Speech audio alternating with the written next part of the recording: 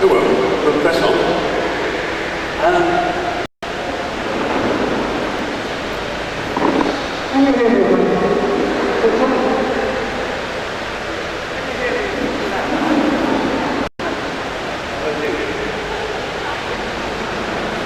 Like that way.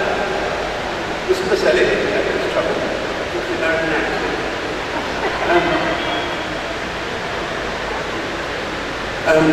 Right. Yes.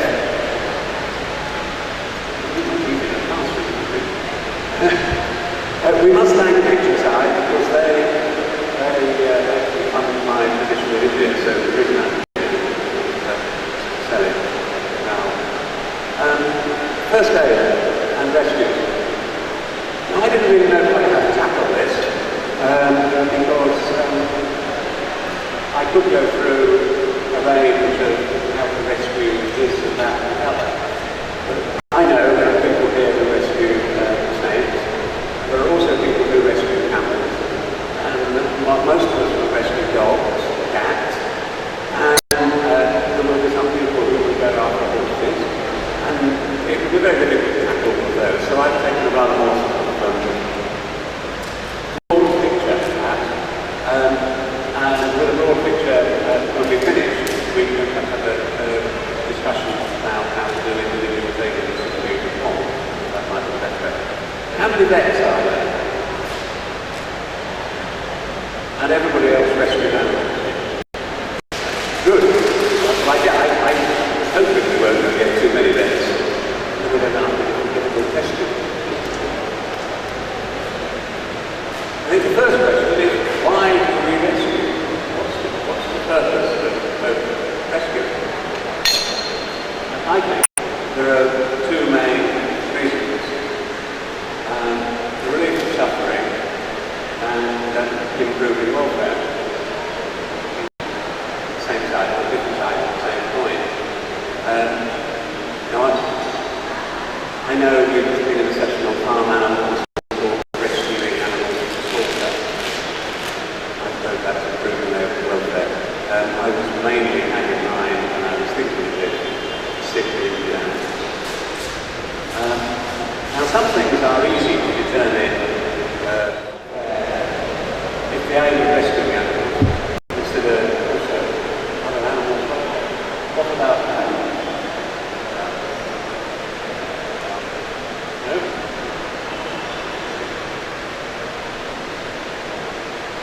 The cow in the middle. I've lost my pointer. What's her welfare? Should she be rescued? I don't know. But it's not just necessarily grim and gruesome things. And that, of course, brings us necessarily to the question of what does welfare mean?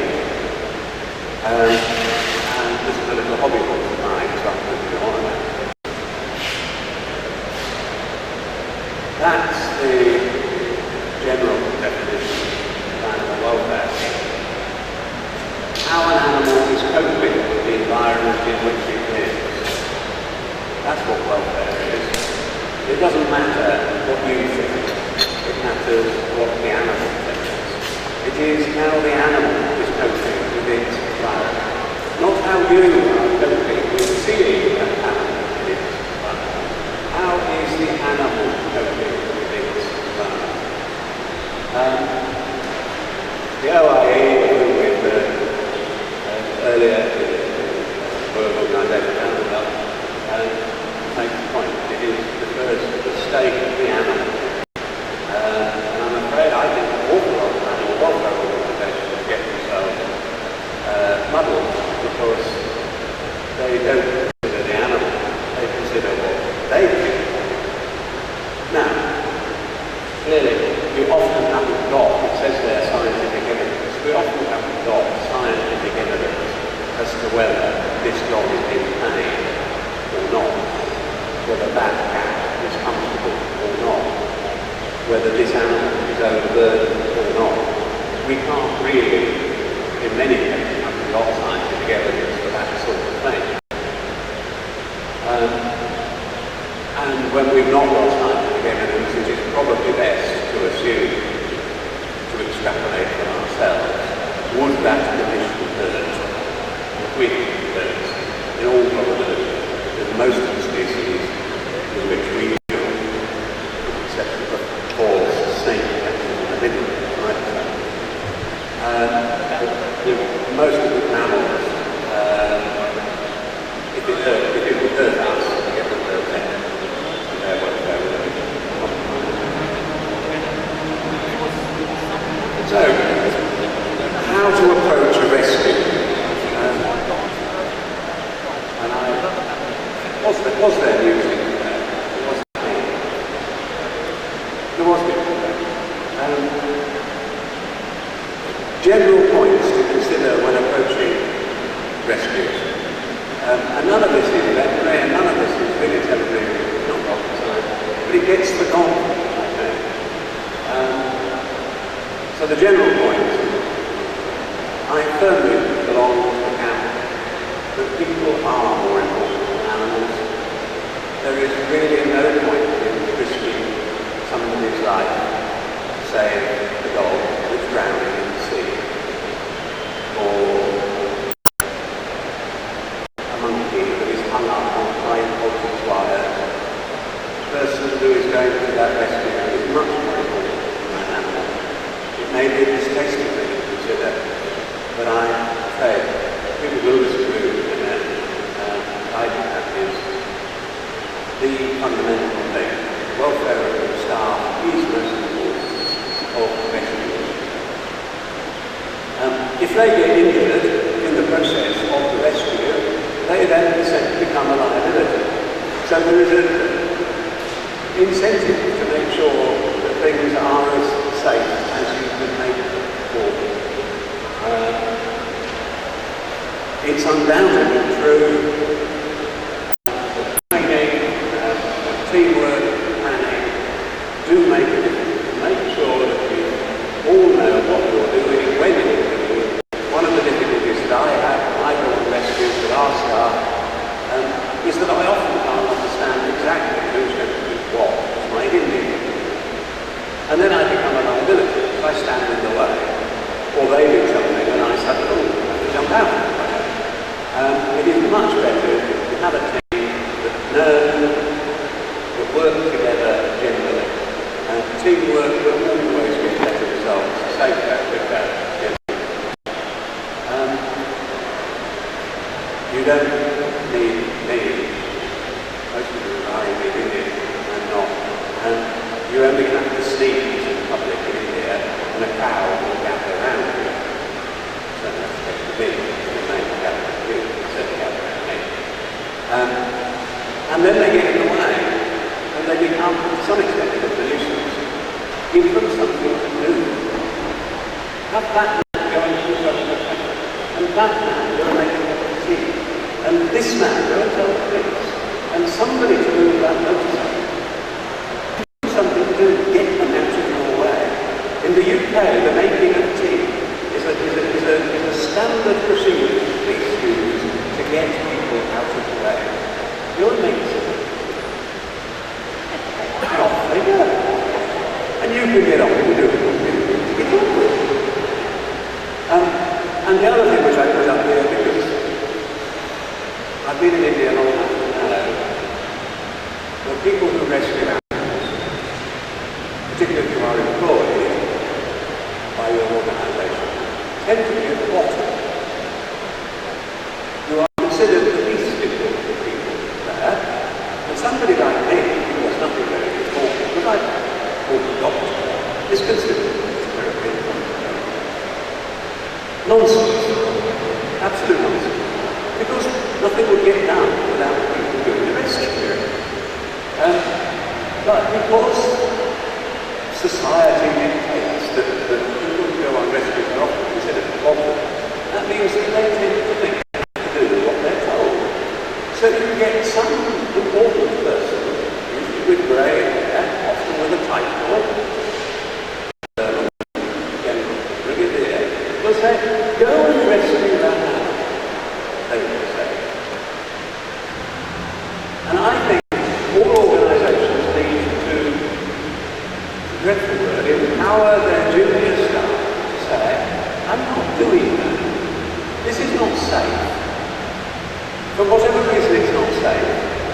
are nothings if that animal's dangerous. The people are dangerous. It's in a dangerous place. The people doing the rescue, the experts at the rescue, the rescuers, have to have power to be able to say to the high-ranking people who never get their hands dirty, stop, we're not doing this like this. And I think you have to, if you're in a managerial capacity, you have to give your staff that capacity to say to you, no, I disagree, we're the experts on this rescue, you might be the experts at running the organisation, but we are the experts at rescue. And we are not rescuing the animal now like this. We're going to do it later like that. Specific point. Another being like on it is rabies vaccination. Last time I came to the conference, I talked about ABC work. That's what I spend most of my time doing. And there was a show of hands which horrified me. Most of the people there were involved in ABC work, and the vast majority were not vaccinated against rabies. Absolutely nonsense. How many of you are vaccinated against rabies? About half. If you're rescuing animals in India, you have to be vaccinated against rabies. You should not be touching animals in India if you are street animals. If you are not vaccinated against rabies. If your organisation doesn't vaccinate you against rabies, stop working for them. It is absurd. And when I said this last time, the man was terribly agitated.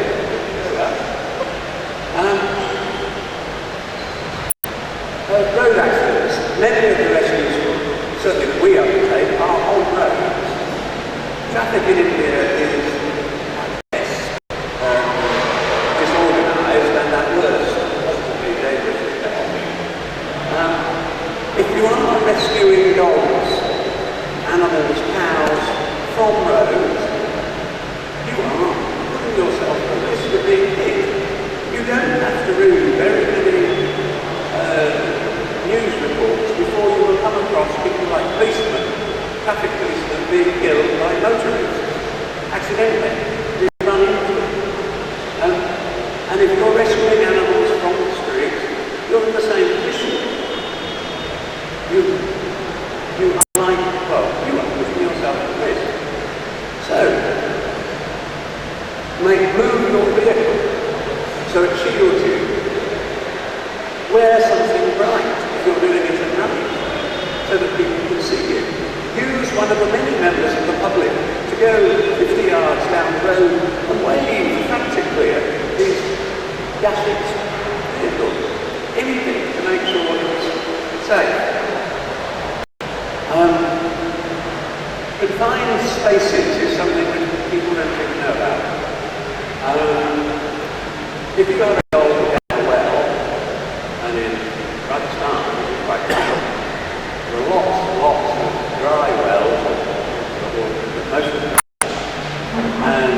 street dogs and sometimes cows end up in something.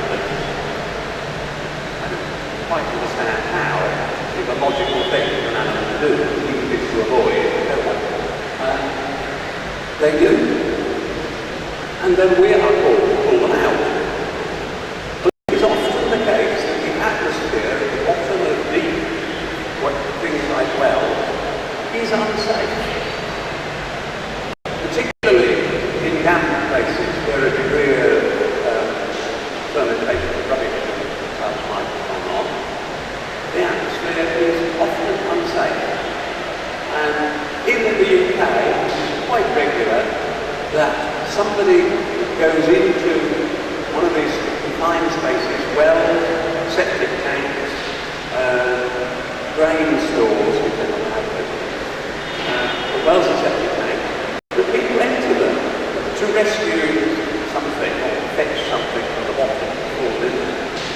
And they are overcome by the atmosphere. So his mate comes along and sees him laying down unconscious at the bottom, and he goes in, and he ends up unconscious at the bottom. There was a case in the UK about 6 weeks ago. 3 members of the same family ended up dying down the well because one had gone in and one after the other as they sat, because the atmosphere at the bottom bit could not sustain life. And we go back to my first point, people are important. And one occasion where we had to worry about this, and I noticed how the original people, I put a rescue pigeon in a small box and lowered it down the well. When the pigeon came back out of the well, it was alive, so the man went down to it. Until we've done that, I wouldn't have let anything go down. Because the air at the bottom, there's no way of knowing that the air at the bottom will sustain life. Yes, I've also done rescues in certain areas of Jaipur where it has become unsafe for the public, surrounded by large crowds of angry people because a dog has bitten somebody, or a horse has bitten somebody, or something. All the police, you don't have to be heroes. And if necessary, refer to the first rule, because people are more important, animals have to retreat until it can be arranged to be safe. And one of the things that I was taught early on in my veterinary career, when it involved visiting farms and meeting animals on farms, was always park your vehicle so that you can drive away. Because then if you have to leave quickly, you can. But if you have to negotiate whilst you turn slowly this vehicle around in an angry crowd, you're not going to be able to do it. So think about it. Could the crowd here become unfriendly? And if it could, maneuver your vehicle such that you can just jump into it and drive away, rather than having to maneuver. There we are. I think that will know the scene very well. This is a... oh, there we are. That's a camel. On a road. I don't know the exact details, but I'll tell us. Typical sort of rescue. Lots and lots of dangers. The camel is dangerous. The road is dangerous. The load, like stone, is heavy and therefore dangerous. The cart is broken, so who knows what might happen. The whole thing is fraught with danger. And rather than go charging in there, take a little moment to think. And that's where your planning comes in. Because if you plan for these sort of things, you know what you're going to do in these situations. Now, preparation and planning, and this it really is essential. Planning is essential. That means training is also essential, as is the production of the right kit. There is no point in going to try and get a bull out of another unless you have several lengths of very strong rope. There is no point in trying to rescue things if you haven't got what might be necessary. Now clearly, it is actually very difficult to take all that you might ever be confronted with. And the public are notoriously bad at telling you what actually the problem is. And I remember going on a rescue, where we'd been told one would have been electrocuted, and what he'd actually done was impale himself on railings like these here. So we arrived, we were expecting to find a comatose electrocuted monkey, but actually what we found was a monkey hanging by its legs, with railings through its legs. And what I needed was a hacksaw to cut the railing. We hadn't got is very difficult to plan for everything, but common things. So, plan for and make sure that your routes are good, however you catch dogs, we like more use sacks, you use nets, you use catching poles, however you do it, make sure your equipment's in good order. At the rescue, make the site safe. So protect yourself from oncoming vehicles. The obvious place to park your rescue vehicle. For the rescue, the obvious place is usually in front of it, because most times you're loading the injured animal into the back. But if you're on a road, the most sensible place to park your vehicle is before it, so that if some vehicle, not paying attention, drives into you, it hits your vehicle before it hits you and another. So possibly turn your vehicle around so that you can load animals into the back, but even provides with some protection. Initial assessment of the animal, for that you need sort of veterinary training. Is it a lab mate? There is no point in rescuing a dead animal. And if it has been put on the road, it may have died between the time the man called you and you were riding. And if it's dead, you draw it back into the vehicle and drive away. There's no point in doing these things. If it is in the middle of the road, you are going to have to move it. It is unsafe. Now, I would suggest that it's probably best just to leave it to the side of the road and then you can start doing things with it. Just get it out of harm's way and yourself out of harm's way and then assess it rather than stand in the middle of the highway trying to assess what goes on. Restraint. Now, that camel we saw earlier was restrained by the nature of the accident. Its heart had collapsed around it.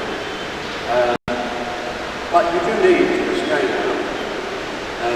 So if you're knowing you're going to rescue horses, take official and head collars so that you can actually restrain them. Restraint. Assume everybody knows. One tends to assume everybody knows how to muscle a dog. If you don't, learn. And do it on a dog that isn't coming first.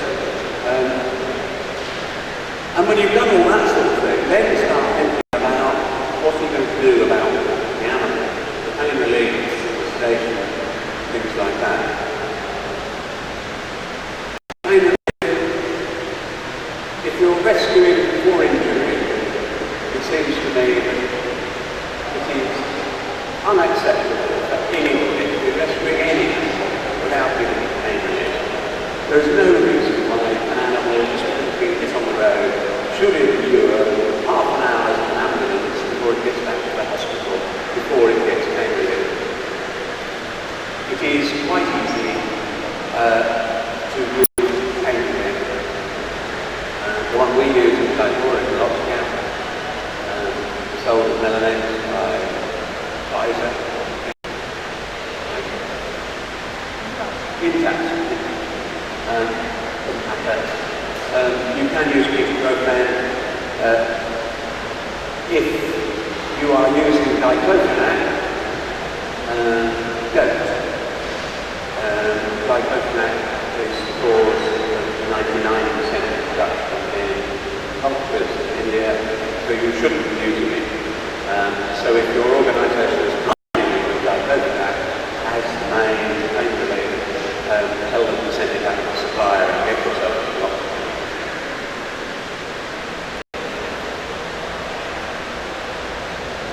One of the principles of pain relief is that if you give your pain relieving drug, the analgesic, before you inflict pain, it will work better.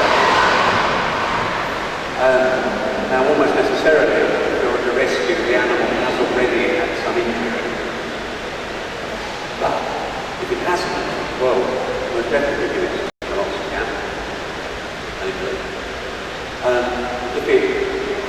even if it has had some injury, it is likely that in the process of moving it, putting it in your vehicle, transporting it from wherever it is to a hospital, taking it out of the vehicle, is likely to be painful. Because if it's got a fracture or a wound, and then you've got a bruise, it's going to be painful. So, give it some pain relief before you start doing these things. How long before? Well, that's a bit of an open question. And that depends a little bit on how you use the pain relief. If you're competent and trained to give IV injections, and it is safe to give IV injections, give it IV, and it will work very much quicker than if you put it in the muscle. But if you have to put it in the muscle, put it in the muscle.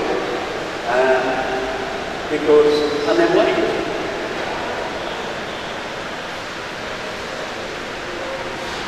In human medicine there is, they say, certainly in the West, the speed with which you are taken to the accidental emergency department determines the success or otherwise of the outcome of their intervention. I think that it's probably true, but unlikely to make any significant difference given the level of medical care here. So standing there for 10 minutes whilst your pain-relieving drug, whilst your nuts and injection works, doesn't really matter. Rather than jab it in and pick the dog up, because it won't have time to work. There really isn't. Yeah, drugs take time to work. You can give it IV, it will work much quicker, and then you might get away with it.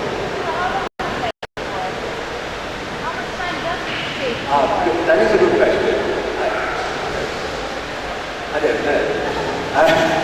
And I don't know if it's sort of recorded, but I think if you were to allow 15 minutes for an IM injection, you probably would be alright. You'll be having some effect anyway. I think. It probably varies from animal to animal. It probably varies depending on the degree of shock that that animal's in. Certainly varies if you give it intravenously rather than muscularly. It will vary on a number of things. But yeah, stand there 15 minutes if you can. In the analgesia, analgesia being pain relief. Sedation just makes an excited animal quiet, but it doesn't necessarily make it hurt less. So there's no reason why you can't give them both. Xylazine is obvious one. We have had discussions helping suffering with whether we should use ketamine at very low doses, non-anesthetic doses are themselves analgesic.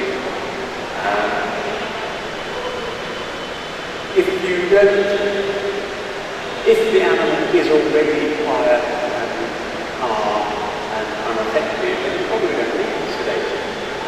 If you've got an animal that is throwing itself about, or that every time it stands up it puts weight on a fractured leg and therefore collapses, sedate it. Because the act of sedating will limit the amount of pain that, because it won't be trying to play for a table.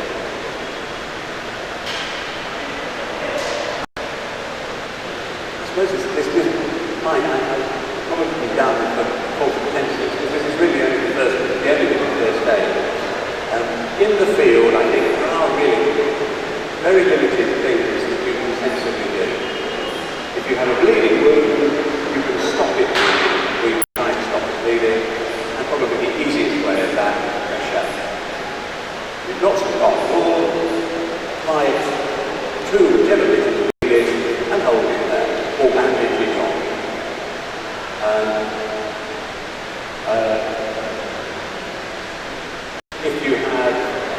You are unlikely really ever to be called to rescue an animal with an arterial bleed, because if it's actually pumping out, by the time you get there, it will have pumped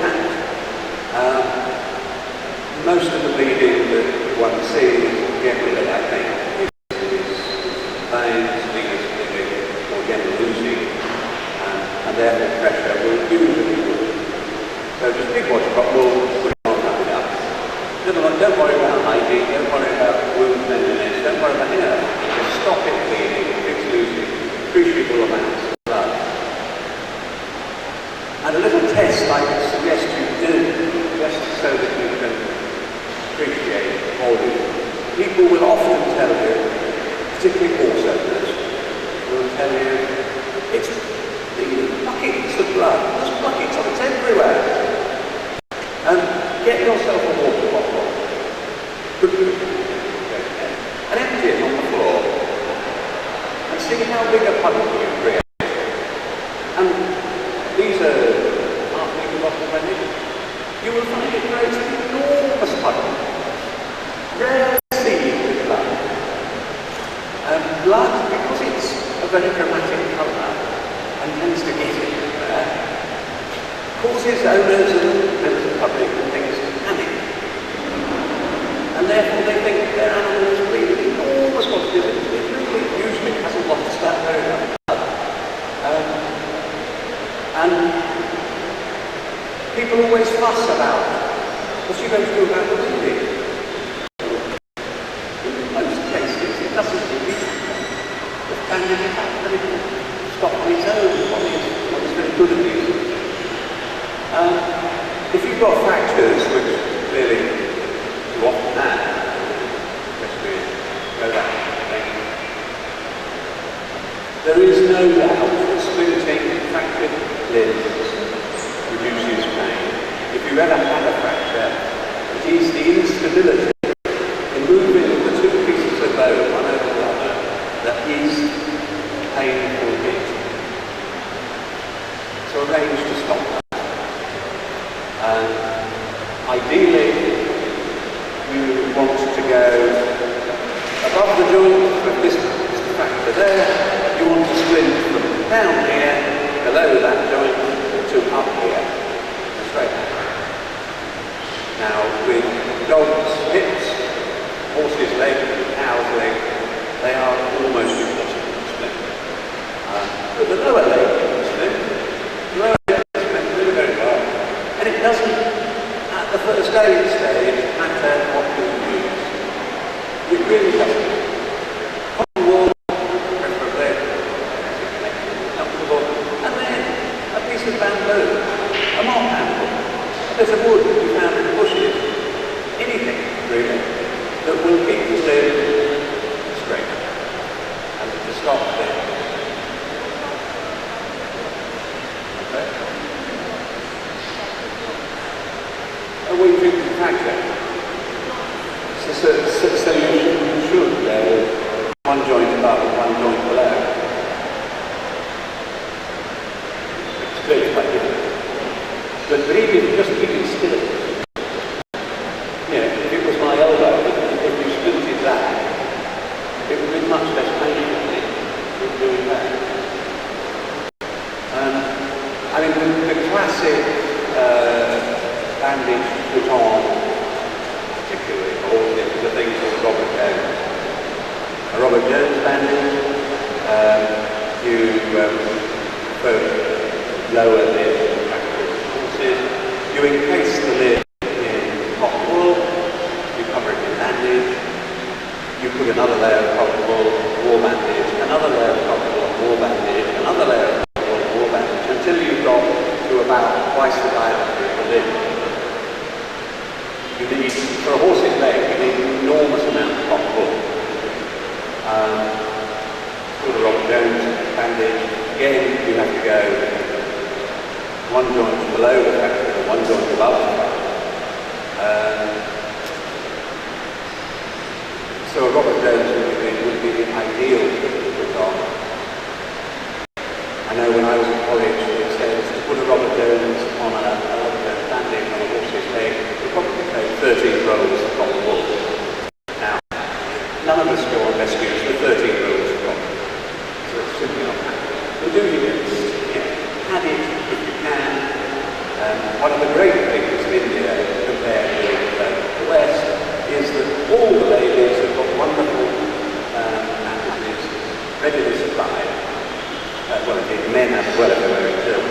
Turbans and dupatters make brilliant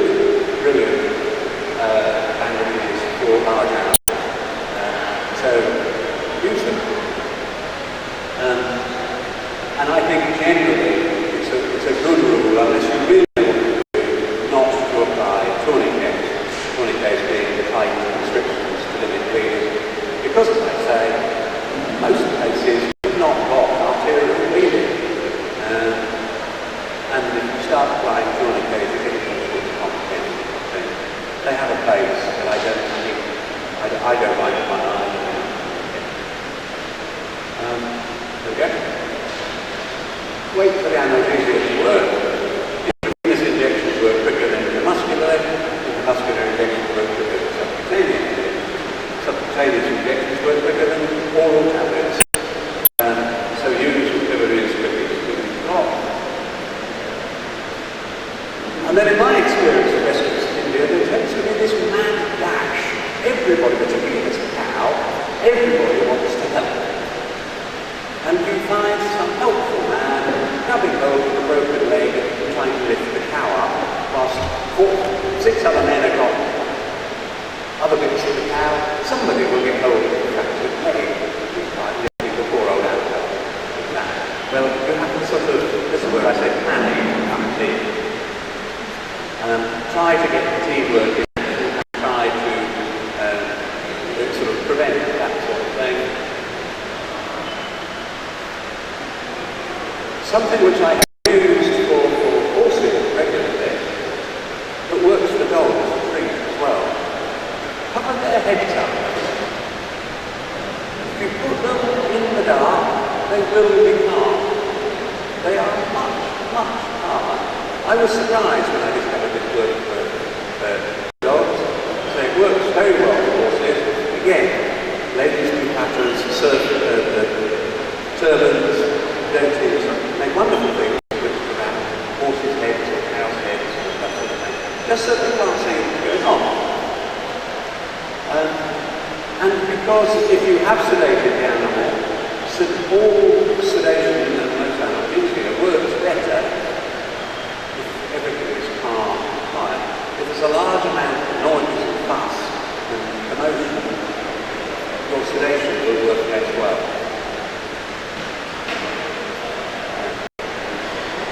Drive carefully, no point having an accident. When you get to your clinic,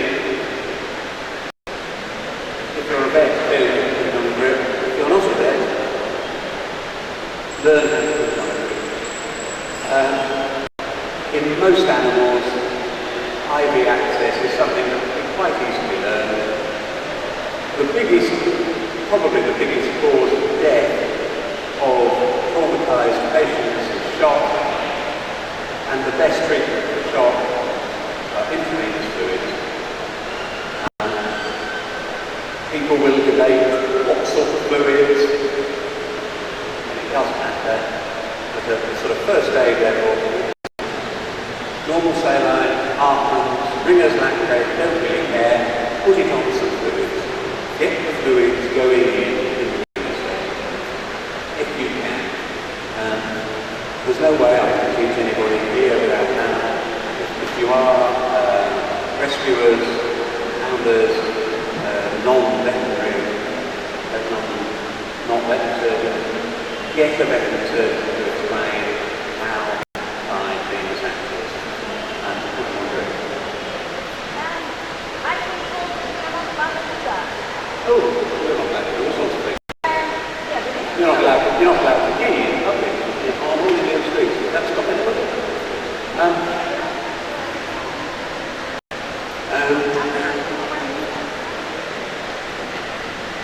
Warmth is important, although in this climate that's less important. Many drugs that use for sedation don't last very long. Xylazine, so if it's taken you a long time to get somewhere, you may need to give it more sedation. But do not be tempted to give it more analgesic. Most of the analgesics that you use will last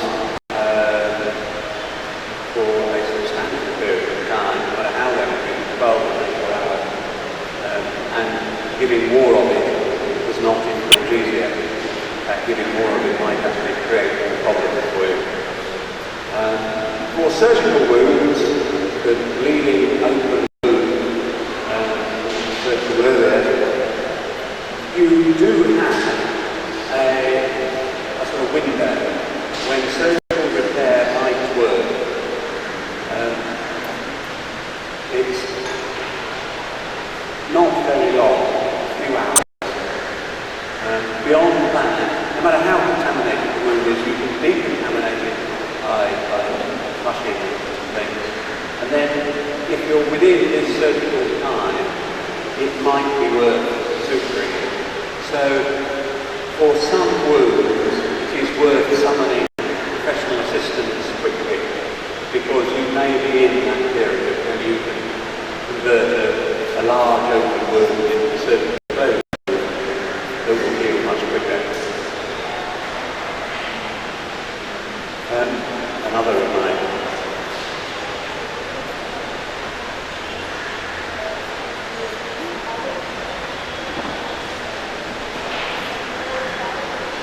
Well, the shorter the period, the better for some of them.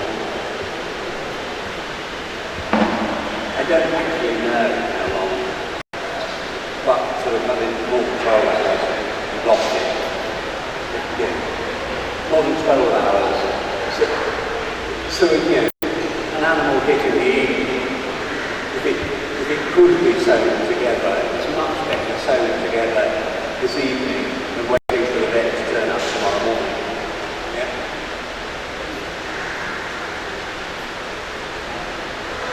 I know this is a difficult subject. You're all going to hate me. There are certain conditions which are incompatible with life in all species. If you are called to rescue an animal with such a condition, the sensible, logical, animal welfare professional thing to do is to kill it.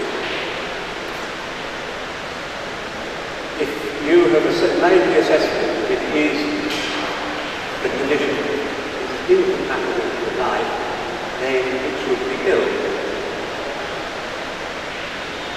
And take the case of a wedding horse. I think it's wedding horses in South India, I don't know. Anyway. A horse, a stronger horse, has been hit by a car and has an open fracture of its femur. So there's pieces of bone sticking out. That is hopeless. It is hopeless in India. It is hopeless in the best veterinary college in the United States, in the United Kingdom. It is hopeless.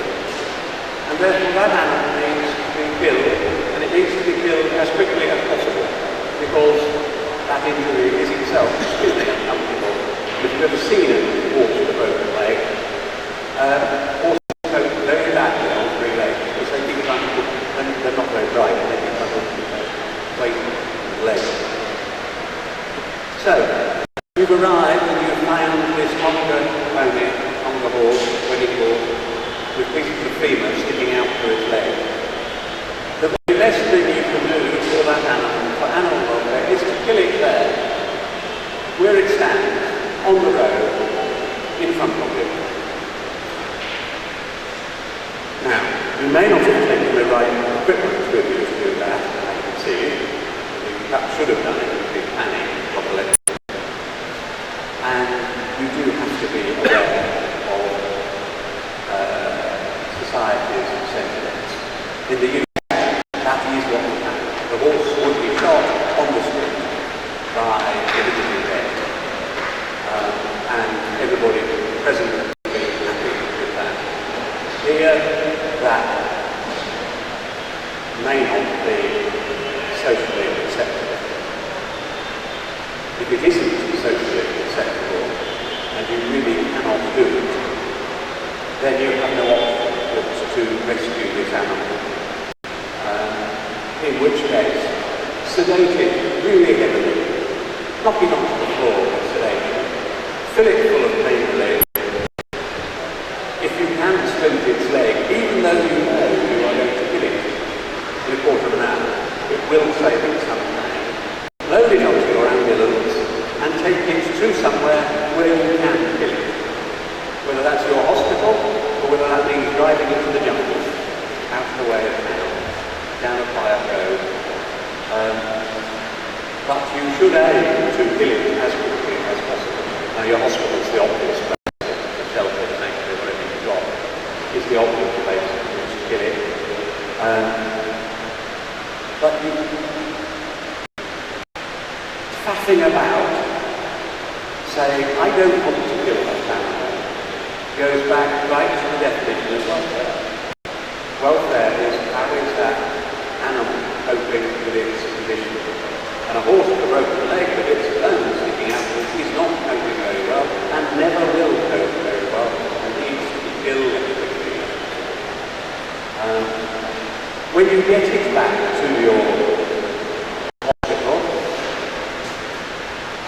and I can see this happening, I've been suffering, I'm afraid, people try to remove it from the ambulance. Well, don't. If it is safe to kill it on the ambulance, kill it on the ambulance and remove it as a carcass. Carcasses, dead animals, cannot feel pain. Live animals can. Moving a live animal with a fracture is painful.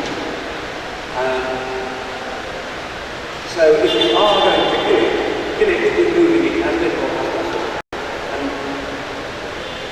certainly I try to get all the large animals delivered to government suffering that require immediate euthanasia on welfare grounds to be killed in the ambulance vehicle in which they come, rather than endure pain, discomfort, hassle, stress, being moved out of the ambulance, onto the floor, into the cow shed, stables, or whatever you call it, large area, and then killing it there. It's just kill it on the ambulance.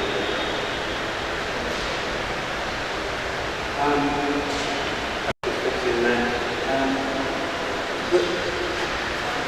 No?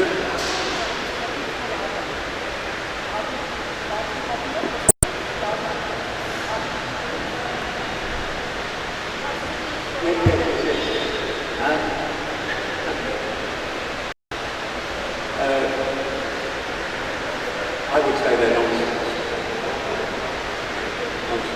But all are nonsense.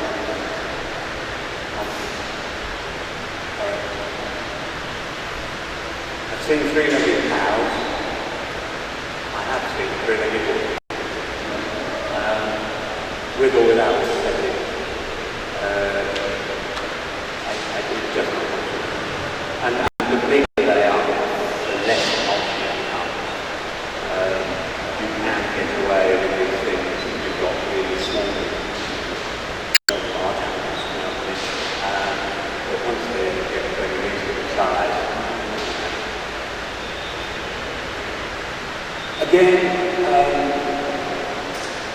because euthanasia is such a difficult subject here in India, it's important to act quickly for welfare reasons. Many shelters have rather complicated euthanasia policies that require 3 veterinary surgeons or something to see an animal before it is condemned. Well, that might be true in some conditions. If you have a horse with a broken bone through its leg, I would say it's killing.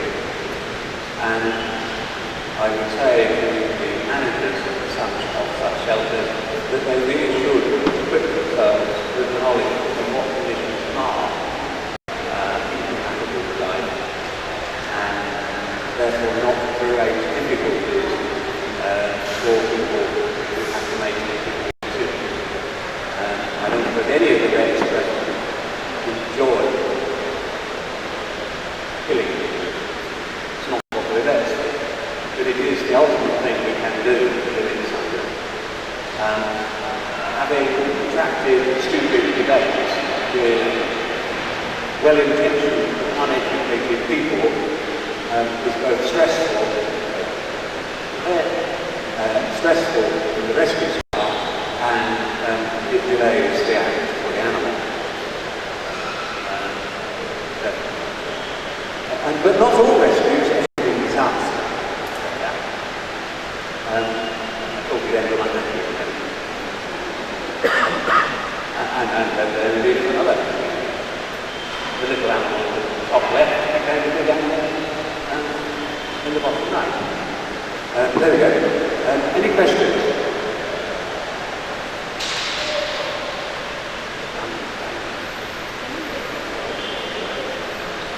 Yes, I'll say, I can give it to you.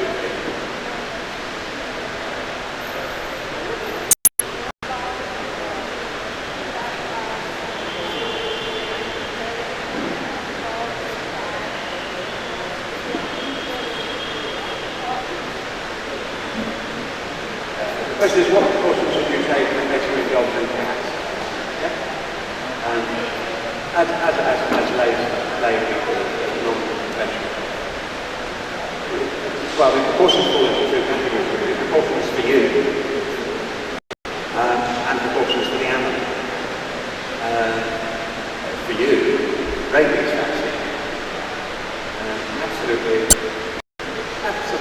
imperative. For you, the ability to put the muscle on.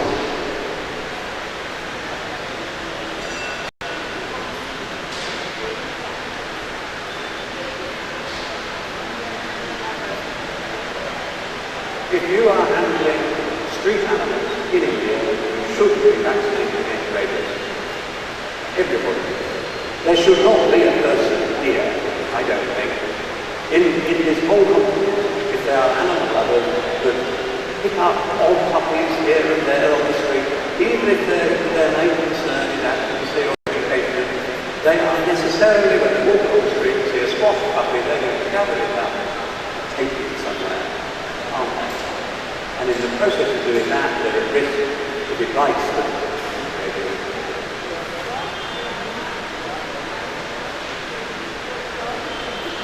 Yep. If the dog is incubating rabies, yes.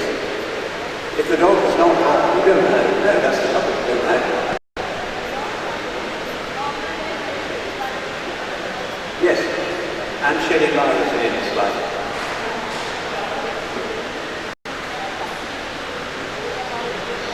Absolutely. That is why 20,000 people a year, most of them children, die in India. Okay, big. No, I wouldn't say that's at all. I would say they should handle them and know what to do if they are bitten, and they handle them in such a way that they don't get addicted.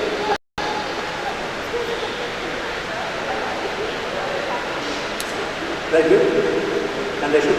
I mean, you should never, or you should wash your hands. And for those of you that might not know, and this is particularly relevant to first aid and rescue, the most important, the first most important thing to do if you're working out in welfare is to get yourself vaccinated against rabies. The second most important thing to know, if you are bitten, is that 50% rabies cases would be stopped by washing with soap and water for, they say, 10 minutes. It doesn't matter what sort of soap. You don't have to go and get a bar of Lifebuoy. You can use dishwashing soap, bars of local made soap, surf. It doesn't matter. It's the detergent that matters. If you've got access to Citalon, Savlon, or Hexadine, or quality iodine, Ethidine, apply that and wash that. If you have absolutely no access to any soap at all, which does take a belief, I mean, there's very few places in India where you put the kind of soap, and wash your hands in water to wash the virus off. And that will reduce the risk of you getting rabies by 50%. If you do nothing else, no. And yes, you then have to go off and do other things. Yes.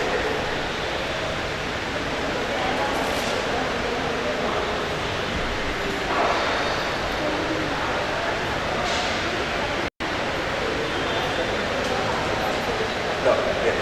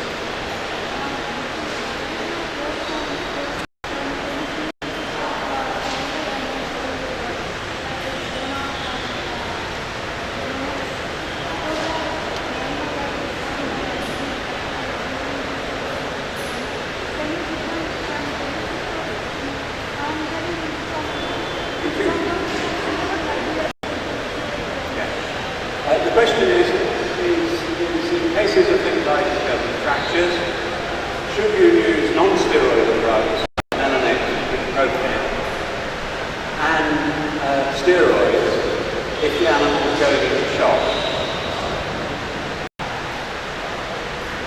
you can get some very short-acting steroids that last a very short time. Have you got any thoughts on Sonia?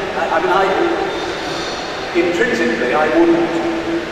Intrinsically, I would generally not use them both together.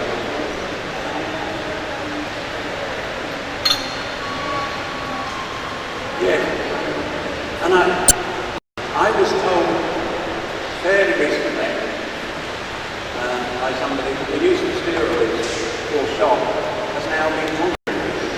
They've actually indicated that it's the fluids that save the animal, not the steroid. So, do they teach you that? It would be better. Yeah. No steroids? Steroids. Steroids are important. Fluids are more important. It's better to guess. Yeah, I would.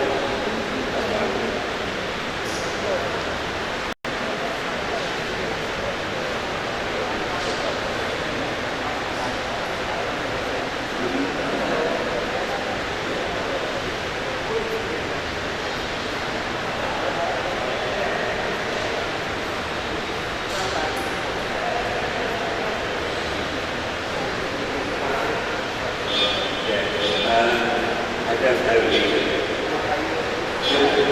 Yeah. Sorry. The question is if you're a parapet or a volunteer, can you take the decision for euthanasia? And I don't know. No, you can't.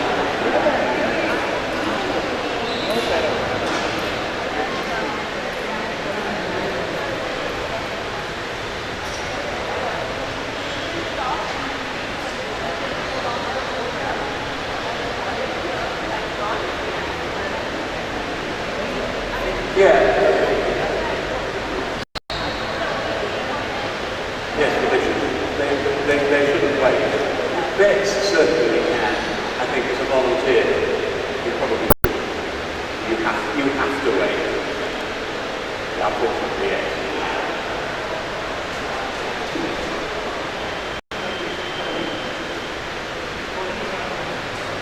Basic things you carry in a kit, or what are the basic things you carry in an emergency kit?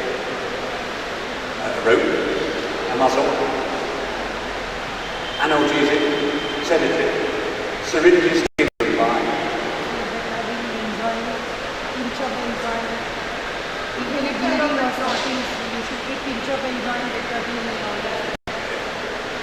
Still coming. Cotton wool, splints, ropes, restraint, head collars for horses, cattle.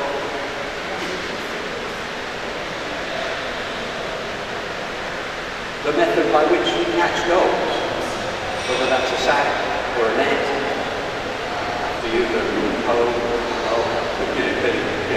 all of those need to be together.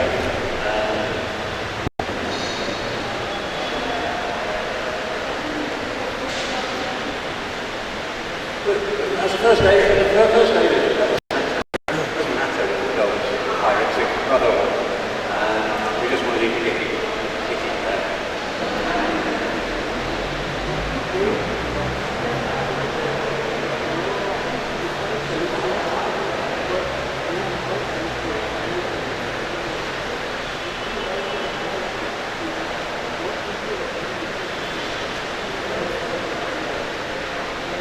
The question is,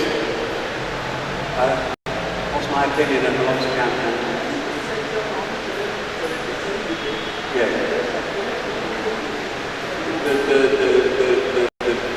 The simple answer is I have no experience with being unsolicited, so I would use lots of because I've got no experience with the other one. It may be, I don't know, other vets here have got any thoughts on that. But it may be that they're equal. I don't know that. Probably does matter, but any pain relief is better than no pain relief.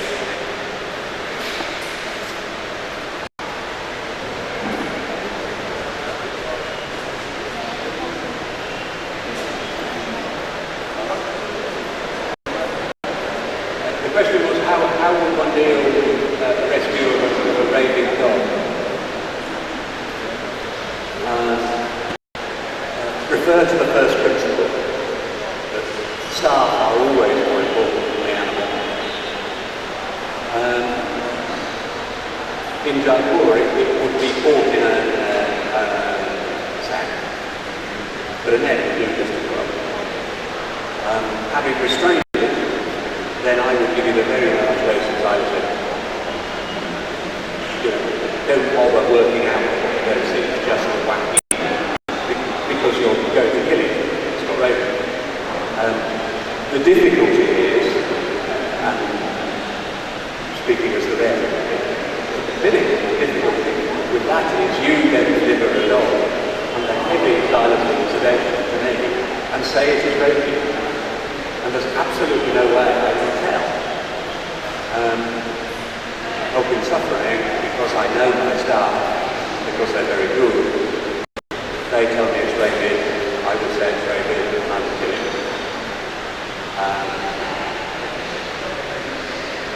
But your vet clearly need to know you quite well, to know whether you're capable of making that decision, that diagnosis, in order to allow him. Otherwise, he's going to have to put it in a kennel, wait for it to come around from sedation before he can tell whether it's rabid or not. But rabid dogs, when we rescue them, are usually left in the sack so they don't come out. They're carried about in the sack, like detective.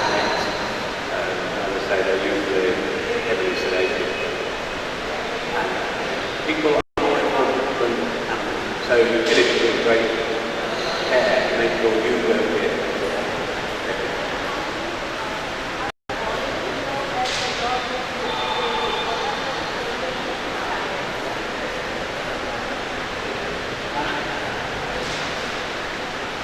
The question was, how would a volunteer know whether a dog was rabid?